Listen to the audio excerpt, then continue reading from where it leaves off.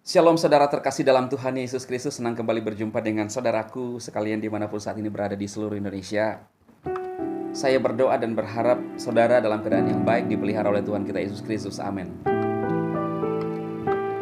Seperti pada judul saudara ya, Yesus dan Belzebul. Saya ingin menyampaikan satu kebenaran kepada saudara sekalian,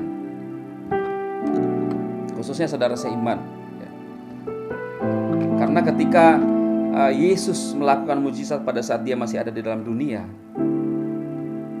ahli-ahli Taurat pun dan orang-orang Farisi sering menuduh Yesus melakukan mujizat atau kesembuhan dengan menggunakan kuasa Belzebul. Belzebul itu saudara, apa itu artinya? Kuasa jahat. Ya. Sebagian orang beranggapan bahwa itu adalah dewa yang berpengaruh. Kalau di zaman dulu dewa lalat, saudara ya. Saudara bisa coba mempelajari lebih dalam lagi. Tetapi artinya adalah mereka menuduh Yesus melakukan mujizat atas kuasa setan, ya. Nah, itu sebabnya ada pernyataan yang keras dari Tuhan Yesus sendiri untuk orang-orang yang menuduh ini. Di dalam Markus pasal yang ketiga ayat 29, saudara. Jadi kalau saudara mau mempelajari, lihat dari ayat 20 sampai ke ayat 30. Nah, saya akan bacakan.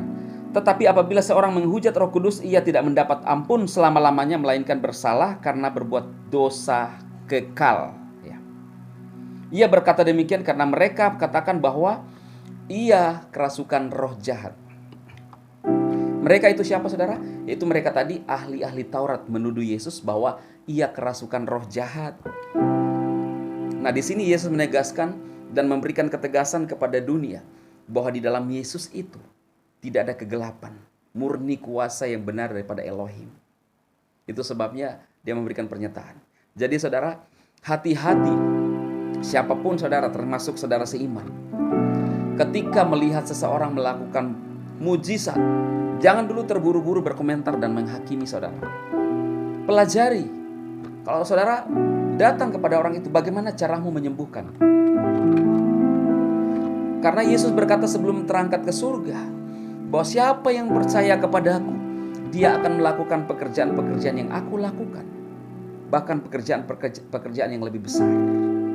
Ya, jelas. Yang percaya kepada Yesus. Lalu di dalam Kisah 1 ayat 8, kamu akan menerima kuasa kalau Roh Kudus turun ke atas kamu. Ini kan jelas saudara. Jadi memang dari zaman dulu ada praktek pergunan kuasa setan saudara. Ada, dan saya pun juga percaya bahwa ada. Tapi ada yang juga palsu, ada yang tidak. Ada yang hanya tipu-tipu. Contohnya saudara, kalau kita kembali ke perjanjian lama, pada saat Elohim mengutus Musa untuk melepaskan umat Israel keluar dari tanah Mesir, Elohim menyuruh untuk melakukan keajaiban itu 10 tulah di depan Firaun. Karena Firaun terus menahan orang Israel. Ada 10 tulah yang Musa buat saudara atas perintah Elohim. Tulah pertama sampai tulah yang ketiga, para tukang jampi Mesir pun atau para tukang tenung bisa melakukan hal yang sama dengan Musa. Artinya apa? Ada juga kuasa-kuasa seperti itu. Tetapi mereka hanya bisa melakukan sampai pada tulah yang ketiga. Tulah yang keempat sampai tulah yang ke-10. Mereka tidak bisa melakukan mujizat-mujizat seperti yang dilakukan oleh Musa, termasuk pada tulah yang ke-10, di mana semua anak sulung di Mesir dead. Itu sebabnya Firaun harus luluh dan mengizinkan bangsa Israel keluar dari tanah Mesir untuk masuk ke tanah Kanaan, tanah perjanjian. Jadi saudara, dari zaman dulu memang sudah ada kuasa-kuasa jahat itu. Bahkan ahli-ahli Taurat pun menuduh Yesus melakukan mujizat kesembuhan, bahkan kerasukan setan, roh jahat. Itulah yang dilakukan oleh ahli-ahli Taurat. Ahli-ahli Taurat itu adalah orang-orang yang hebat membahas kitab suci, saudaraku.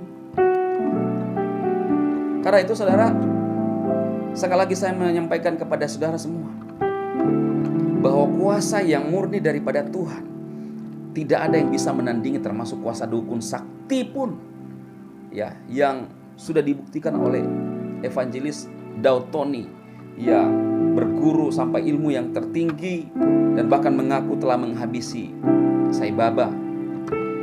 Dia takluk dan menemukan, bertemu dengan cahaya, sebagaimana pesan kakek buyutnya, bahwa satu saat kamu akan ketemu cahaya. Dan yang dimaksudkan itu adalah penyelamat Yesus Kristus. Ada banyak orang yang bertemu dengan cahaya itu. Cahaya menggambarkan suatu terang. Jadi biarlah saudara, firman Tuhan ini memberikan keteguhan iman kepada saudara sekalian, untuk tetap percaya teguh dan percaya akan kuasa pekerjaannya lewat Roh Kudusnya yang dinyatakan.